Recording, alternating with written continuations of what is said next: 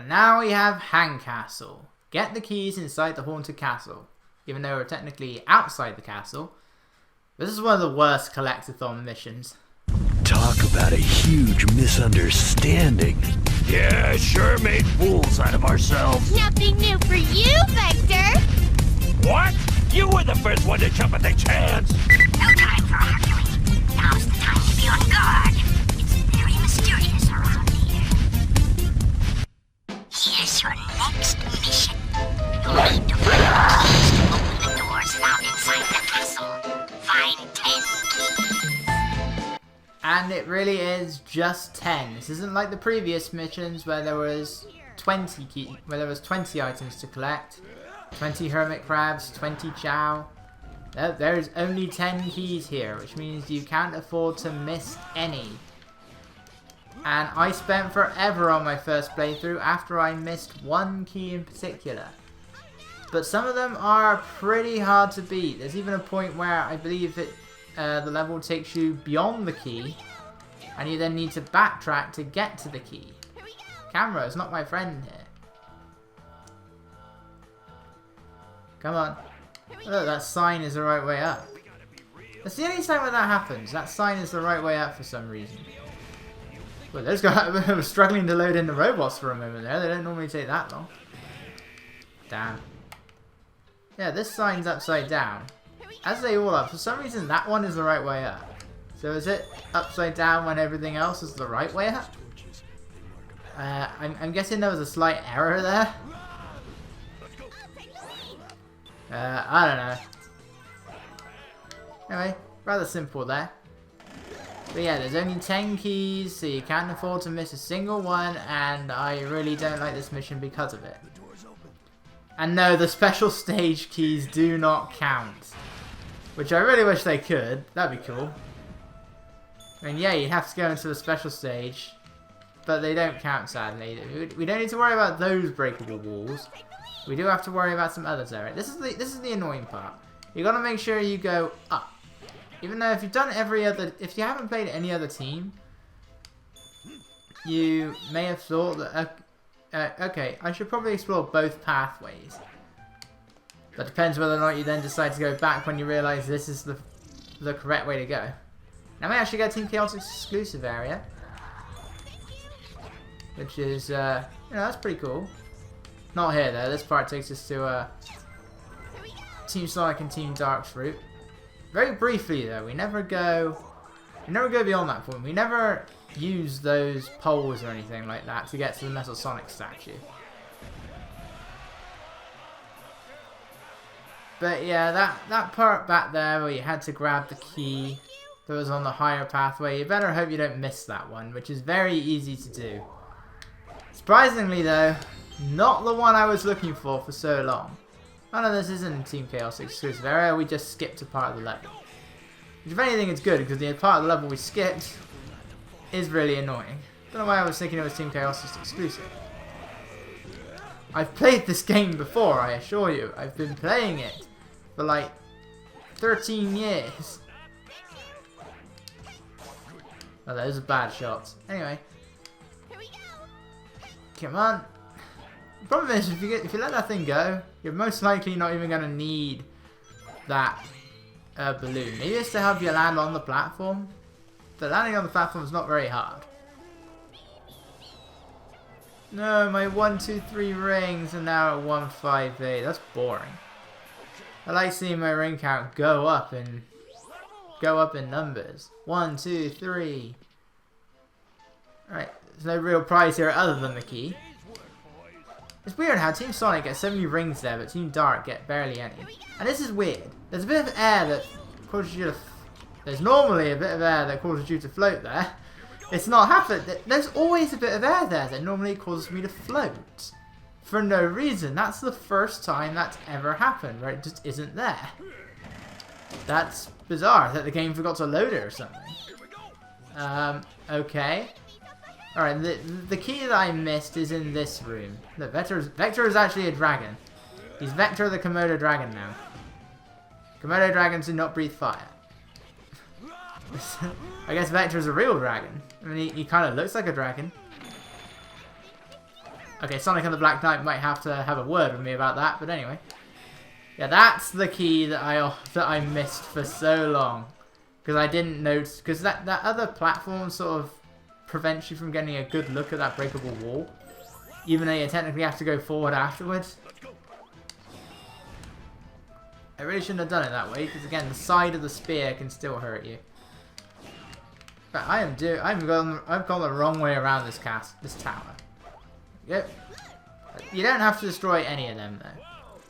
Because the extra mission requires you to collect all the keys without being detected by the enemies.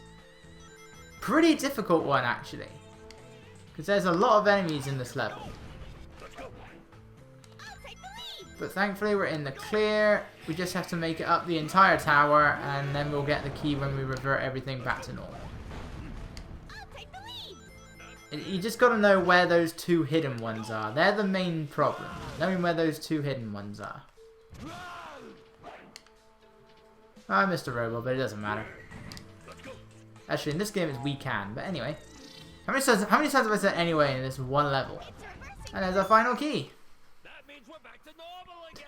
It's reversing the reverse. That's one way of putting it.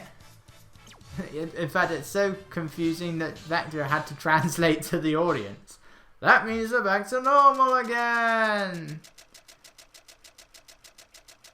Yeah, I'm pretty sure Charmy is stinging Vector every single time they do their victory dance there. Yeah, it looks like he's stinging them. It's just a good thing that Charmy doesn't die when he stings them, because that's what happens with most bees. Like, we should be seeing, like, his body separate from his head. If he was a real bee. But now we've got 60 emblems, we've unlocked our next multiplayer that we cannot play. We have the ring race. It's pretty much a very, it's a very long one, that one. Whoever has the most rings at the end of a amount of time.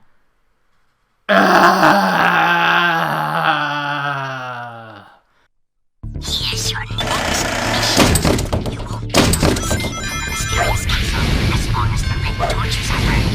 Extinguish all of the red torches. 60! There's 60 torches in here.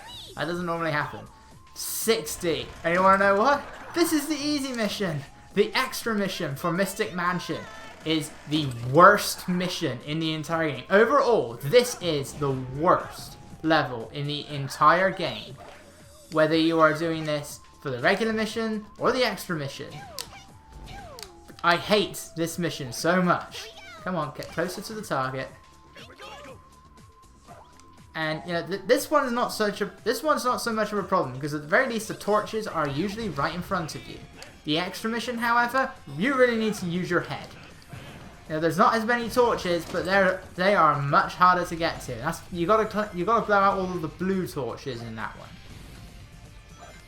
But the mission here just makes no sense. You know, we need to escape from the castle. You just told us to collect the keys so we can get into the castle. And there is a really cheaply placed blue torch right under there. Anytime you try and blow that out, you will have that weight fall on you. Like, even if you try and blow it out the moment the weight begins rising up again, you're still going to get hit by it because SBO technically needs to finish the animation and fall to the ground first. You will take a hit when trying to blow out that torch. Thankfully, we're not doing that mission yet, but that'll come. And you still got to try and do this fast enough. If you do get every single enemy with as many extra points for, you know, defeating them consecutively, you do need to make sure you get as many 1,000 and 2,000 points where those are possible. As many as you can. It is possible to A rank this level without the time bonus, but it's quite tricky. It is possible to get the time bonus for both missions. It's particularly hard for the extra mission because that requires you to go out of your way a bit and the level is quite padded out. You can't die there. I'm guessing it's in case you fall to so that you can blow out that torch. Really wish they did that for a part coming up.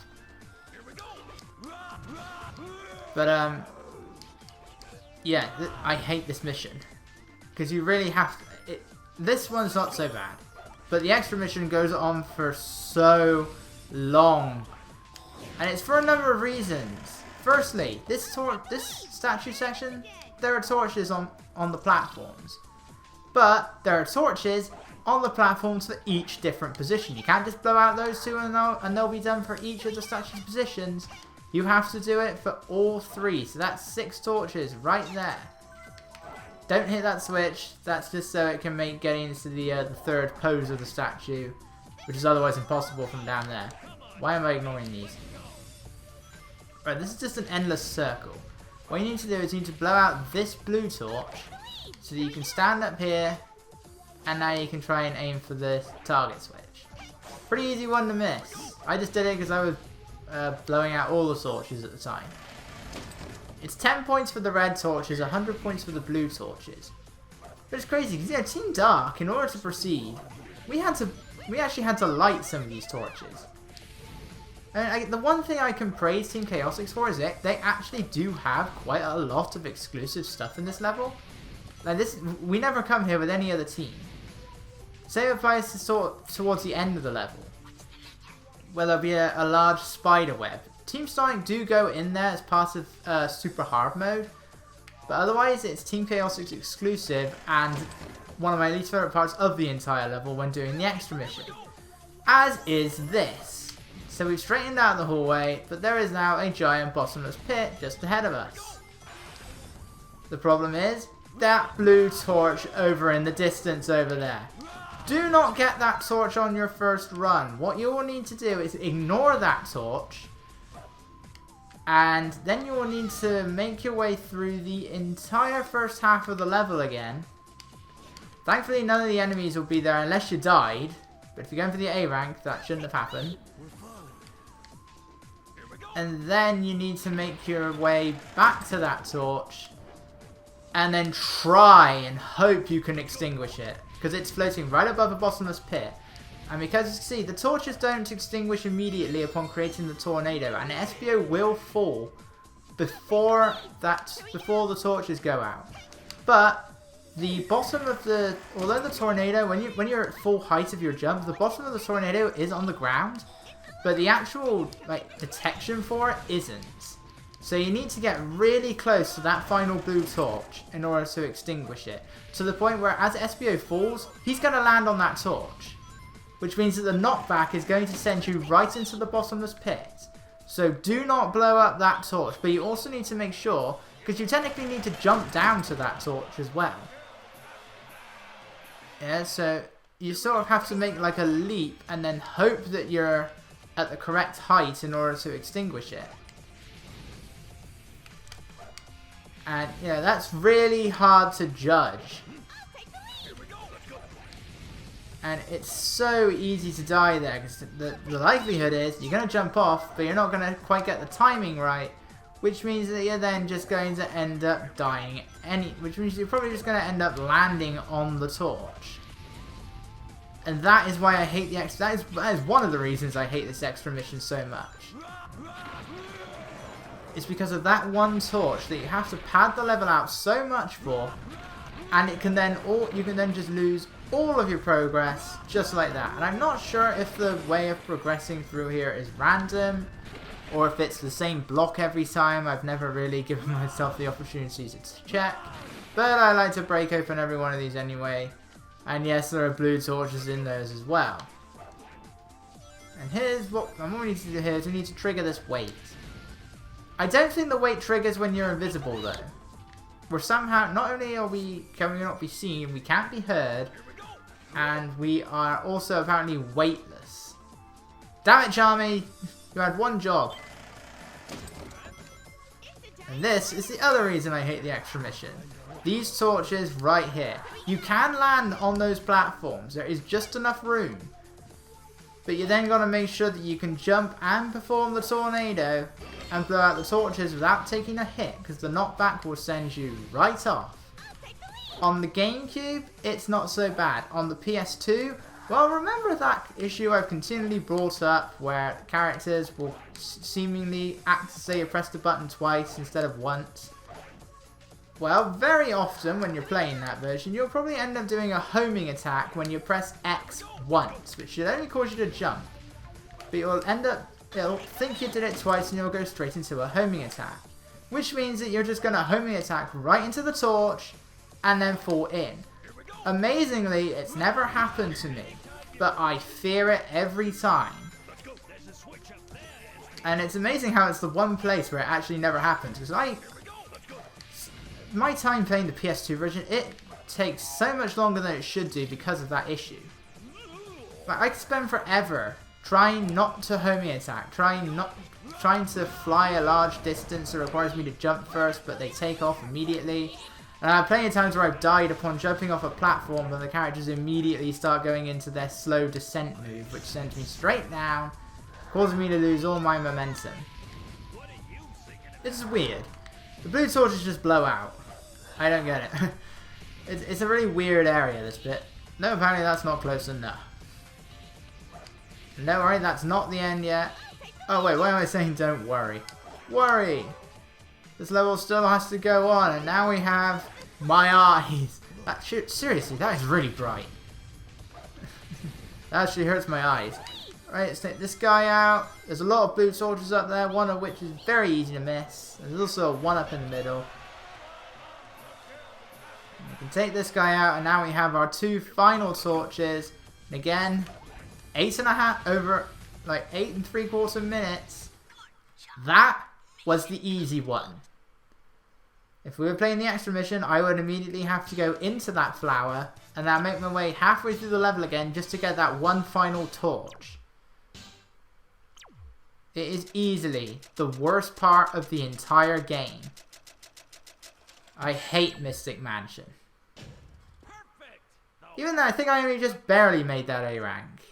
And I'll see the score later, but I think I just barely made that.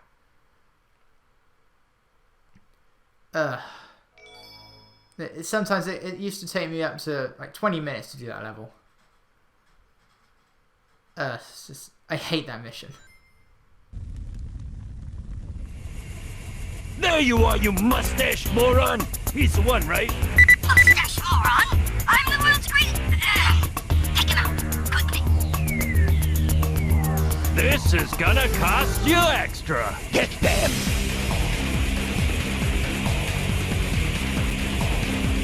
There was something strange about it. Don't worry about it! We've gotta take care of this guy first, ready? Okay, so if Dean Bristow's accent didn't already convince you that it was Eggman, there you go. But bizarrely, it wasn't that one talking. It was a different one. And Charmy doesn't seem to be at all concerned about it. Anyway. Right, Mystic Man... see, I'm going to keep thinking that now. Robot Storm Team Chaos 6. A level that took me a ridiculously long amount of time to do the first time round.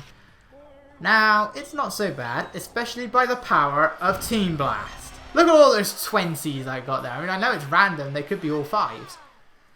But, look at all those 20s. That's already a Team Blast gauge. Now, I get even more. Because the gauge is still going down. And now I can do Team Blast again. You have got to make sure you don't do it in some of the wrong areas, like where there's going to be like a giant egg hammer, which you're not really going to know the first time round, but it's very possible, and I've done it plenty of times where you can get the full 999 rings here. In fact, if we can get these Falcos in, although we don't have to destroy those Falcos, they're just there to drop off the enemies. They still count. They still give us rings. Look at that. To the point where the rings can actually start overlapping each other. Thankfully, I've got Vector up to level 3. That's good. Look at that. They overlap each other. I managed to take them all out. So yeah, once everyone's at level 3... Yeah, but it doesn't necessarily matter with Espio. Now what I'm going to try and do is I'm actually going to try and take all these guys out without using my Team Blast. Because I like big numbers. I want to try and see if I can get my ring count to the max. There we go. Let's try and take these two out. And now we get a ridiculously large amount of enemies. Look at this. Look at all these rings. Watch out for the blue ones. And now rings. Look at those numbers. 728. Alright, now this is the part where you got where it tricks you a bit. It wants you to, it's not really a trick, but it wants you to use the cannons. I say screw the cannon. Thundershoot can still reach all of these guys. The enemies you have to watch out for is there are 3 Falcos. And you need to destroy them as well. I'm not sure if they appeared on screen or not. There should be 3 Falcons there. Why have they not appeared? There they are. Okay. For some reason the Falcons didn't load in. Guys, thank you. I've got to watch out though, because you can get a bit stuck.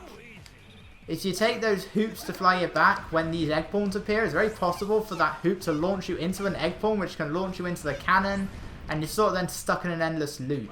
It's pretty annoying, unless you're able to jump out of the way right pretty much immediately. But I say screw the cannon, and screw your 4-minute A rank time. I have Thundershoot. Cannon is not a problem to me. I don't think we're quite going to make 999. No, I didn't make it this time. Not as many 20s, I guess. It's very possible, though. How did they not get destroyed? Oh, well, final bunch. Take out all these guys. Got 2 heavy egg hammers. Thundershoot, you're useless. At this point, I was just praising you earlier. Oh, 983. I was so close. This is very satisfying to do after Mystic Mansion. You stop talking through your teeth, Eggman. And you know, somehow that looks less awkward than Shadow the Hedgehog, whereas like every time his mouth moves, his mouth actually moves in that game, but you can always see his teeth. I actually find that better, where you just never see his mouth move, it's just always teeth. At the very least you can see the teeth. It's not like Sonic Adventure 1, where again, his mouth never moves, it's just a white block.